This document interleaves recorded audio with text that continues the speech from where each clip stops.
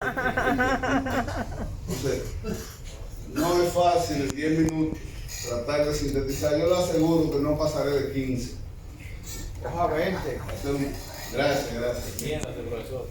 Yo que he recibido con mucho placer la invitación de decir algo en este panel sobre las sanciones contra la República Bolivariana de Venezuela.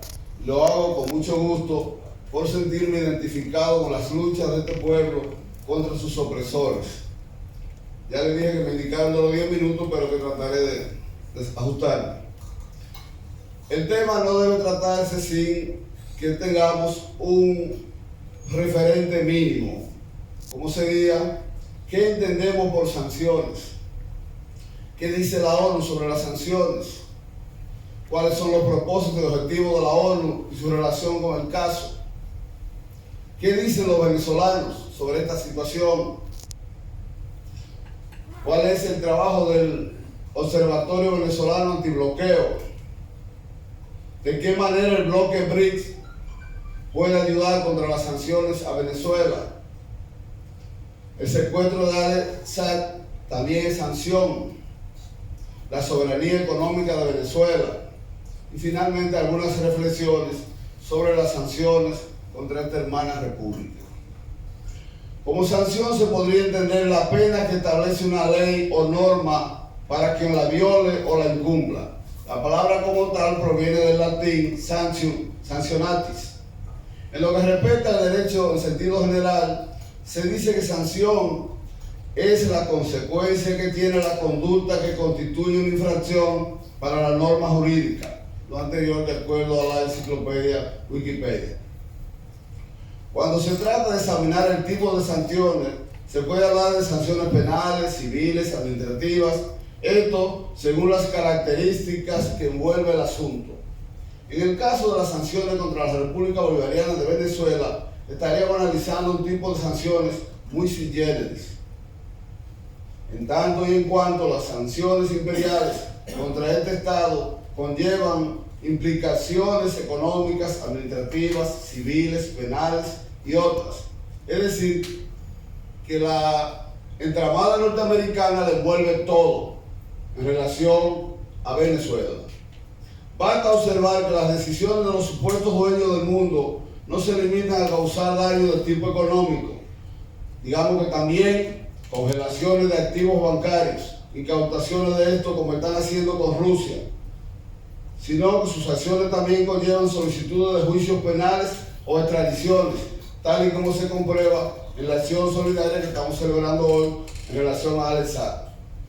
También se dan impedimentos de entrada a sus países, congelaciones de fondos públicos y privados, entre otros tipos de maniobras tendentes a perjudicar a los estados o personas perseguidos. Los países con mayores sanciones como Rusia, Cuba, Venezuela, Irán, Corea del Norte, Siria, Libia y otros son los mejores ejemplos para entender la forma de violación del derecho internacional público, así como otras normas propias de la convivencia humana.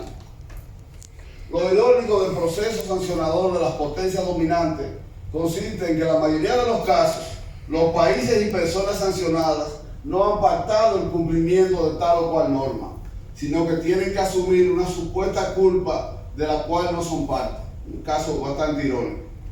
En tanto, no han firmado nada al respecto, pues se trata de una nueva inventiva en el juego opresivo o de esos juzgamientos que vive el mundo.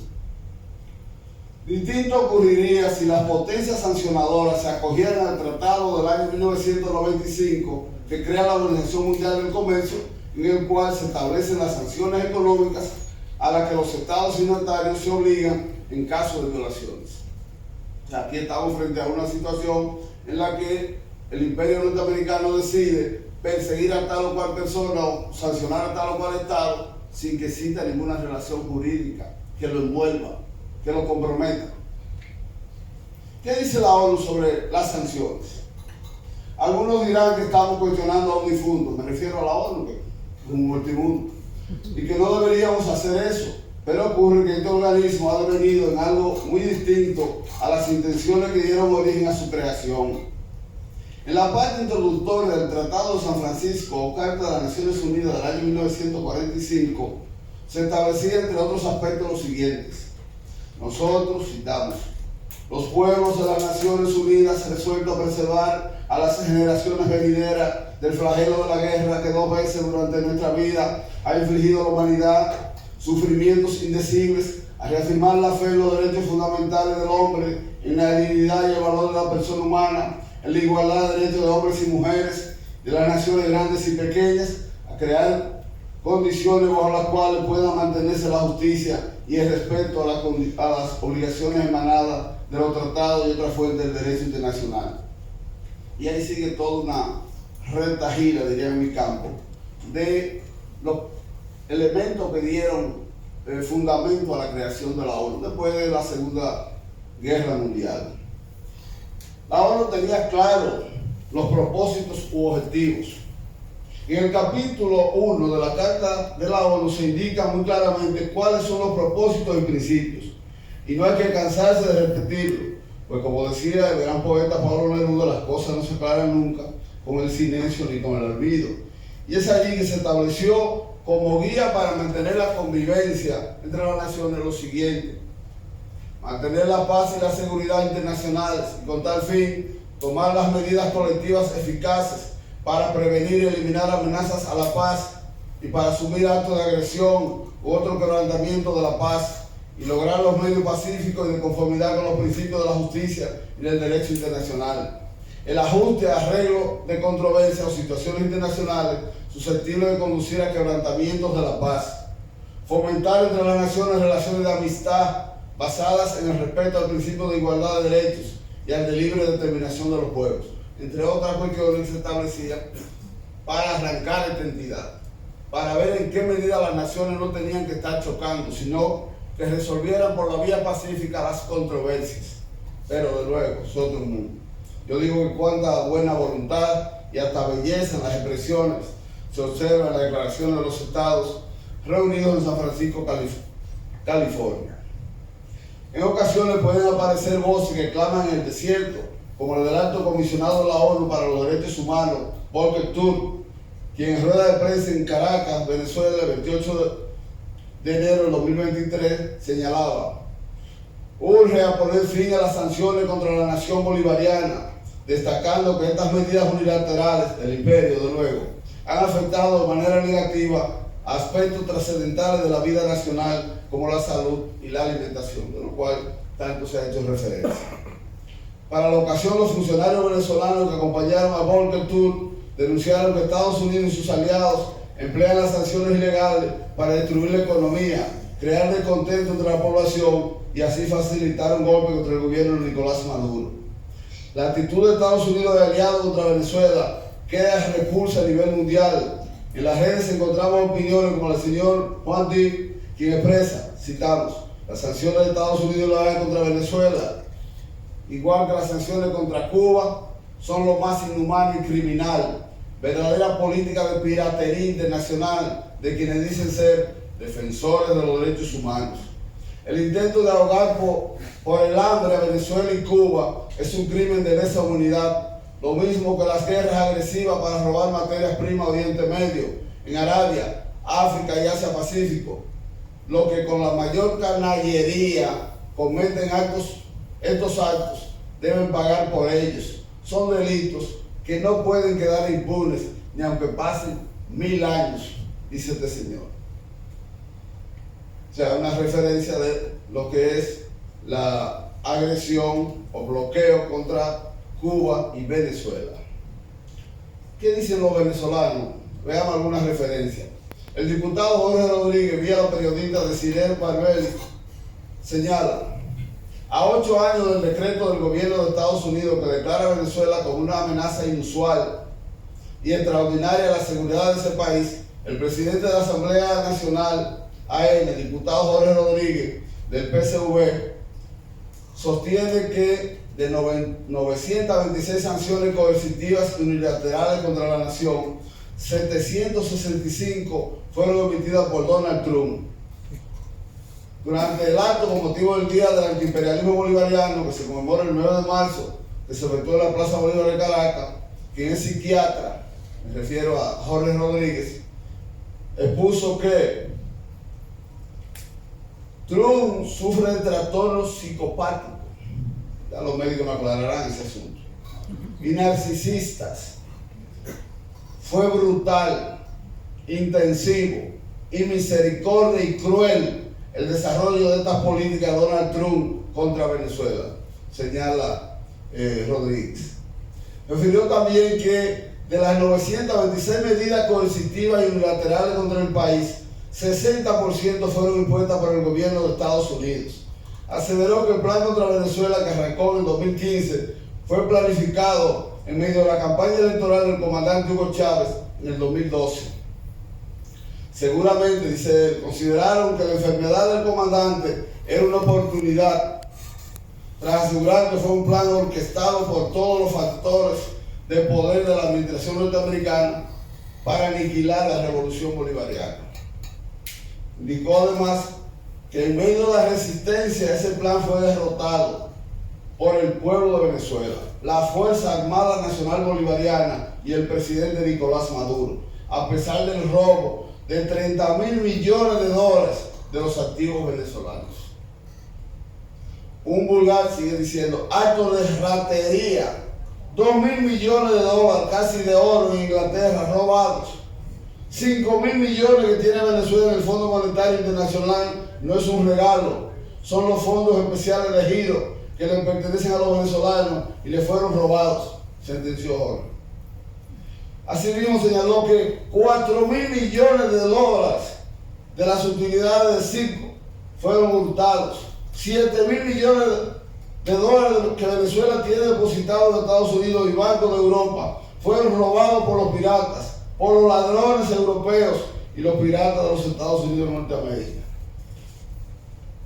Una forma de expresar con números el desastre que a la economía venezolana le han causado estas acciones de bloqueo y de cómo, en cierta medida, lo describe muy bien, se trata de actos de piratería que nosotros, por la lectura de la historia de esta nación, la conocemos. Finalmente, el diputado Rodríguez informó que de no derogarse las 926 medidas coercitivas y unilaterales contra Venezuela, no se firmará ningún acuerdo en materia electoral. No se firmará ningún acuerdo con ese sector de la oposición hasta que estemos 100% libres de sanciones y de las 765 medidas coercitivas y unilaterales, reiteró. O sea, se ha usado el bloqueo como una especie también de chantaje político electoral. La famosa oposición, que parecería que fue derrotada por el pueblo venezolano, de una u otra forma han manejado este asunto para sacar provecho político, pero parece que se le ha ido el tiro por la culata, dirán aquí. ¿Cuándo empezó, señor, el bloqueo económico a Venezuela? Según las informaciones que encontramos en los medios digitales y otras fuentes de información, desde diciembre de 2014, el Congreso de los Estados Unidos aprueba la ley 113-278, o Ley Pública de Defensa de los Derechos Humanos y la Sociedad Civil en Venezuela, y la Orden Ejecutiva 13.692, o Decreto Obama, emitido el 8 de marzo de 2015, cuando se designó a Venezuela como una amenaza inusual, ya dijimos, extraordinaria para la seguridad nacional de Estados Unidos. Con ello se empiezan a dictar formalmente medidas punitivas contra individuos, propiedades y o activos relacionados con el gobierno bolivariano, acciones llevadas a cabo por la Oficina de Control de Activos, denominada OFAC por sus siglas en inglés. Entonces, a partir de ese momento que de una u otra forma arranca lo que es esta acción de Estados Unidos tratando de darle legalidad al asunto. Desde el Congreso norteamericano legislando sobre otra nación, que es lo que tratadita de derecho internacional llamarían como la extraterritorialidad de la ley. Y otros llamarían que está fallando el trapetis fuera de lo que te han pedido. En eso ha ocurrido en Estados Unidos. Entonces los venezolanos han creado el Observatorio Venezolano Antibloqueo, que es un organismo que trata de darle seguimiento a las acciones de los norteamericanos en materia de manejo del bloqueo. Los norteamericanos, decíamos, se han aprovechado de la oposición con este payaso, con el señor Juan Guaidó y otros a la cabeza, como una forma de legitimar sus acciones intervencionistas, fundamentalmente. Le dije que voy a tratar de ser lo más sucinto posible, pero me quiero referir al bloque BRICS de cómo puede ayudar contra las sanciones a Venezuela. En medio de un ambiente mundial muy revuelto y con las potencias occidentales lideradas por Estados Unidos imponiendo sanciones, Juan Juez del área penal, varias naciones se han dispuesto a buscarle la vía para detener esas acciones ilegales y prepotentes. Hace varios años los estados de Brasil, China, India, Rusia y Sudáfrica integraron un bloque de carácter económico y en cierta medida con matices políticos. En tanto, ente que ejerce influencia global y por aquello, según Carlos Vaz, de que lo económico lo determina todo. Como se puede observar, se trata de un bloque, aunque surgió con solo 4 países, que luego se le sumó Sudáfrica, y hoy se encamina a ser un bloque compuesto por decenas de países, los cuales tienen un poder inmenso en territorios, población, militar, técnico-científico y en otros muchos renglones de la dinámica mundial. Basta pensar que solo 2 de esos países tienen una población de alrededor de 2.800 millones de habitantes. Cuidado si son más. Está hablando de China e India. O sea que no estamos hablando de cualquier bloque. Un bloque que se habla de que maneja el 42% del comercio mundial y que puede posiblemente incidir en el 25 o el 30% del PIB mundial. O sea, estamos hablando de muchas cosas. Los acercamientos o buenas relaciones de los países latinoamericanos, así como de Irán, Egipto, Arabia Saudita y otras naciones, con el bloque que integra en el BRICS, constituye un elemento que el poder norteamericano y europeo no puede ver con buenos ojos, pues piensan que su influencia comercial y política podría perjudicar sus intereses hegemónicos o debilitarlos, lo cual nadie duda que sea así. En vista de esa realidad, no es casual la conspiración constante contra aquellos países que vienen dando muestras de independencia del dominio occidental. Con la vuelta al poder de Lula y otros fenómenos que se han dado en el cono sur, la situación puede favorecer más a estos grupos. En cuanto a la cuestión concreta de los venezolanos, decimos nosotros que son a nuestro modo de ver los gobernantes que más han tratado de profundizar en lo relativo a la distribución de las riquezas públicas. Millones de ciudadanos han salido de la situación de miseria extrema, recibiendo un alivio en su desgracia social. A esa actitud frente a su población se sube el famoso proyecto de petróleo a crédito y barato para decenas de naciones americanas, lo que yo creo que fueron supra-solidarios los compañeros venezolanos, que posiblemente hasta le dieron a gobiernos que no se lo merecían, que posiblemente en lugar de actuar en favor de sus pueblos con esa facilidad petrolera, actuaron muy en contra. Y no hay que ir lejos, hay que quedarse en la misma República Dominicana para entender de cómo se manejó el problema de los acuerdos petroleros o Petrocaribe. Se usaron la solidaridad de aquel gobierno para perjudicar a la población de estas naciones. Me perdonan los compañeros venezolanos, pero esa es la realidad y no puedo ocultarla, tengo que decirlo. En cuanto al caso del diplomático Alex Saab, también consideramos que es una sanción. La persecución contra el ciudadano Alex Saab constituye una sanción desde luego que se ejecuta en violación a las más elementales normas del derecho internacional y del derecho procesal penal internacional, toda vez que se hace contra una persona que goza de inmunidad diplomática conforme a la Convención de Viena de 1961 sobre relaciones diplomáticas. Ya lo vieron aquí con bastante detalle en el documental de cómo se violan las normas de convivencia establecidas en Viena en 1961, en la que las naciones decidieron cómo manejar el problema diplomático y consular. Reflexiones finales para que vean que le prometí y lo voy a cumplir con el tiempo. En cuanto a las sanciones contra Venezuela, consideramos lo siguiente. 1. Queda claro que las sanciones económicas han venido a sustituir a las agresiones militares que vivimos durante varias décadas en la región latinoamericana y caribeña. Las mismas tienen como finalidad básica el ahogamiento de los gobiernos y, en consecuencia, la creación de una percepción de incapacidad de los gobernantes, lo cual conlleva a una exacerbación en el ánimo de la población ante las precariedades económicas y sociales. Te ahogo económicamente y las masas salen a la calle a demostrar que usted es un gobiernito, usted no tiene capacidad y que hay que tumbarla. Eso es elemental. 2. Nadie duda que las sanciones impuestas carecen de fundamento legal y están en contraposición con la norma de convivencia pacífica establecida en la Carta de la ONU de 1945, momento en el cual las naciones triunfadoras de la Segunda Guerra Mundial se pusieron de acuerdo para el manejo de la controversia por la vía pacífica y el diálogo como método hacia el mantenimiento de la paz mundial. 3. Consideramos que la aparición de nuevos bloques de poder político, lo que hacemos referencia, económico y militar, traerá consigo la necesaria existencia de un mundo multipolar, en el cual la correlación de fuerzas se cimentará en el equilibrio a la manera de aquel periodo que siguió la confrontación entre el bloque soviético y el bloque occidental.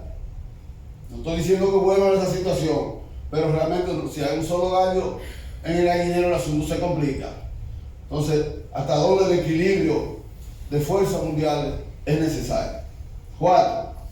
Entiendo que nadie se puede llamar a engaño y llegar a pensar que las pujas o conflictos interimperialistas que sacuden al mundo actual traerá liberación o progreso para las grandes masas oprimidas. Muy por el contrario, la confrontación se da por el control de mercados y territorios, lo que ha sido una dinámica en la historia de la humanidad entre los grandes imperios. Desde luego que la confrontación de la Federación Rusa contra la OTAN vía Ucrania es un asunto que precisa de una reflexión especial. Digo esto que nadie sabe si son rusos, son imperialistas, ¿qué es lo que pone que van? No, el problema, estoy diciendo, hasta dónde el mundo no puede estar en condición unipolar, porque nos dan por el caco duro. 5.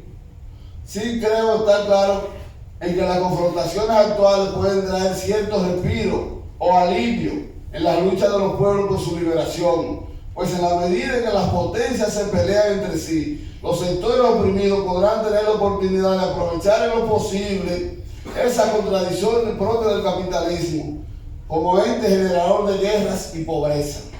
Decimos lo anterior porque el problema de la confrontación mundial no está dada entre multipolaridad y unipolaridad. O sea, quiero que quede claro esto. O sea, el problema no radica en que gane la multipolaridad y pierda la unipolaridad, sino que sigue siendo entre el capital y el trabajo. O dicho de otra manera, el asunto radica entre el capitalismo y el socialismo. Esto independientemente de los altos niveles de frustración que siguió a la decisión de la URSS. Para los que tienen prisa en el tiempo, porque hay que anda muy rápido, acelerado. Para los que tienen prisa en el tiempo, solo basta recordar aquella frase de Federico Engels cuando estableció que en materia de historia, 20 años es un segundo. Por eso mucha gente sorprende cuando le dicen que el universo tiene 13.800 millones de años de creado. Dice santísimo, y eso. Nosotros que sabemos que tenemos una vida corta, que llega a 100 lo celebra. Ay, cumplió 100 años, una cosa del otro mundo. 6. Entiendo que la resistencia del pueblo y gobierno bolivariano contra las sanciones y el secuestro de Al-Assad ha servido como elemento de contención para evitar que los sectores de la ultraderecha venezolana se impongan en la tierra de Bolívar y Chávez, pero también esa resistencia ha contribuido a mantener latente el espíritu de libertad o redención de los demás pueblos de América y del mundo. Concluyo solicitando a los organizadores de esta actividad que la misma debe tener un alcance mayor, que bien podríamos pensar en recorrer los principales puntos del país en esta acción solidaria, porque la población dominicana y posiblemente de América no conoce de esta realidad de secuestro que vive el señor Al-Assad. Señores, muchas gracias.